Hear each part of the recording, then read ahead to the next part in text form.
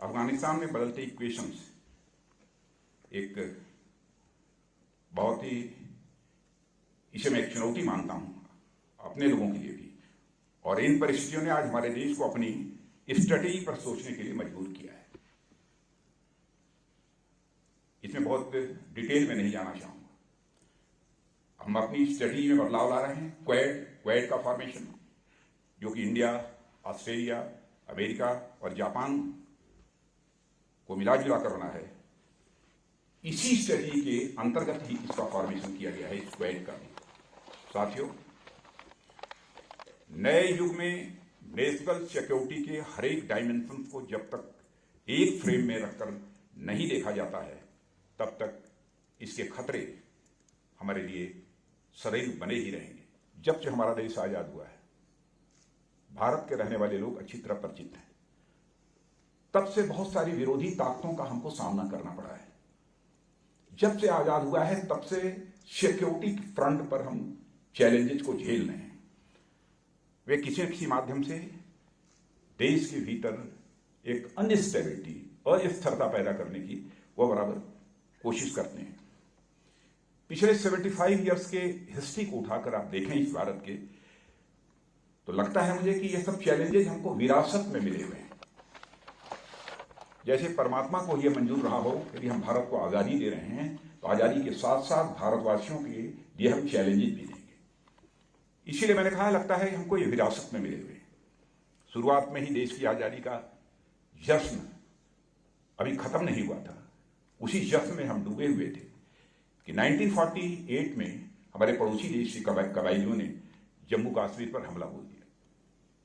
हमारी सेनाओं ने अपने पूरे पराक्रम का परिचय देते हुए उन्हें गहरी शिकस्त दी थी और हमले को पूरी तरह से नाकामयाब कर दिया था।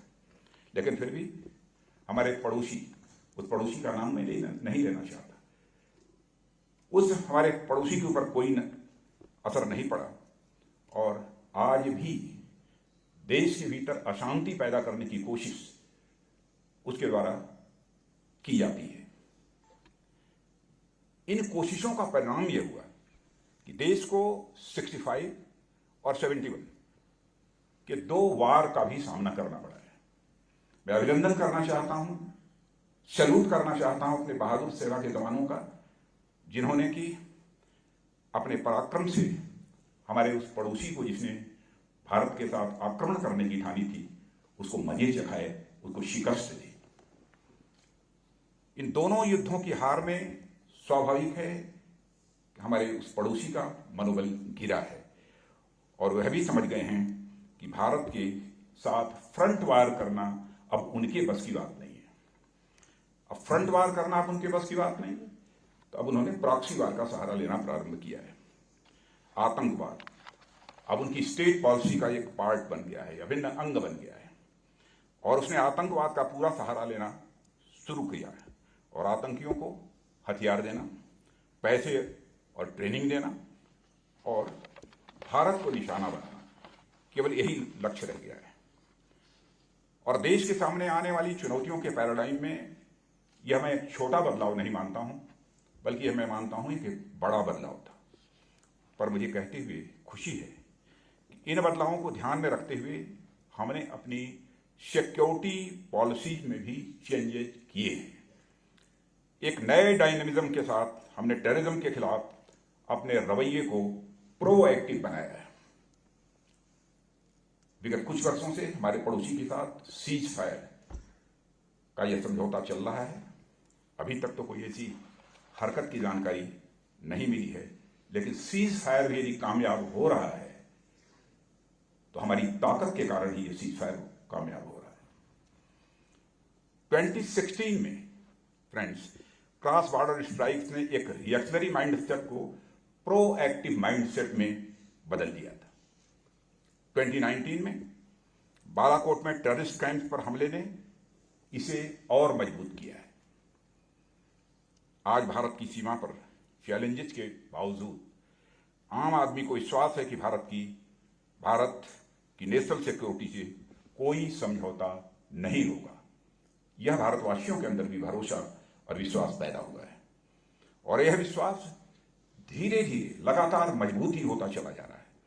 कि भारत अपनी जमीन पर तो आतंक का खात्मा करेगा, जरूरत पड़ने पर यदि दूसरे की जमीन पर भी जाकर आतंक का खात्मा करने की जरूरत पड़ेगी तो भारत उसमें पीछे नहीं रहेगा।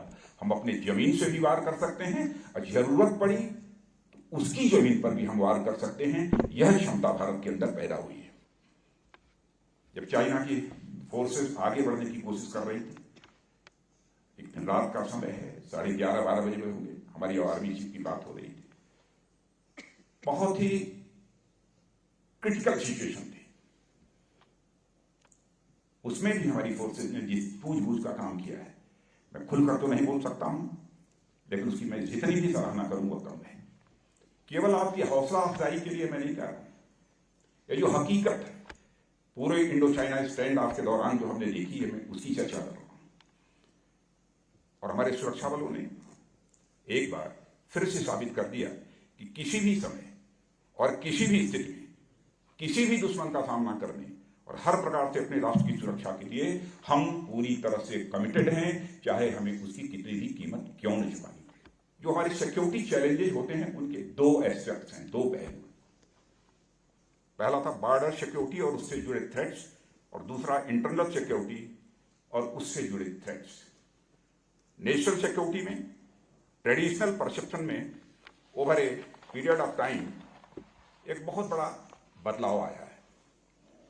इसमें climate change, pandemics, cyber issues, trade wars, information operations, अब आज यह सब सारी चीजें भी उसमें शामिल हो गई हैं। दूसरी ओर साइबर वारफेयर, बायोलॉजिकल अटैक्स, आज की संभावनाओं के चलते नेशनल सिक्योरिटी का हमारा ज्योग्राफिकल बाउंड्रीज से लिंकेज का परसेप्शन भी काफी हद तक बदल गया है। और ग्लोबल पावर्स के अलाइनमेंट और री अलाइनमेंट ने पहले से ही बदलती सिक्योरिटी चैलेंजेस में और भी इजाफा किया है। लेकिन मैं कहना चाहता हूं कि यदि बाहर से बैठे हुए हमारी सिक्योरिटी ऑपरेटर्स को टारगेट कर सकता है, तो भारत ने भी अपने अंदर वह कैपेबिलिटी डेवलप की है कि हम भी बाहर से बैठकर कुछ भी कर सकते हैं। अफगानिस्तान की चर्चा करना चाहूंगा।